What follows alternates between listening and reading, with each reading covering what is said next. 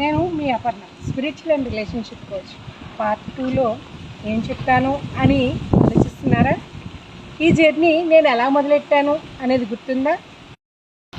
Doctor Ashlesha ఈదల్ గారు start చేసిన digital మహిళలో join అయిన తర్వాత నాకు నా ప్రయాణం మీద క్లారిటీ వచ్చింది. నా ఇన్స్పిరేషన్ ఏంటి అంటే ఆవిడతో మాట్లాడిన నా మాటలు, ఆవిడ చెప్పిన నా నీష్ క్లారిటీ. సో నేను మీ ముందుకి స్పిరిచువల్ అండ్ రిలేషన్షిప్ కోచ్గా మీ ముందు ఈరోజు మీకు కౌన్సిలింగ్ సెక్షన్స్ తీసుకోవడానికి ట్రైనింగ్ చేసిన విధంగా నిలబడి ఉన్నాను. మీకు యాంగ్జైటీ, డిప్రెషన్, ఓవర్ థింకింగ్ లాంటి వాటికి ఎన్నో రకాల మార్గాలు ఉన్నాయి అని మీలో ఎంతమందికి తెలుసు?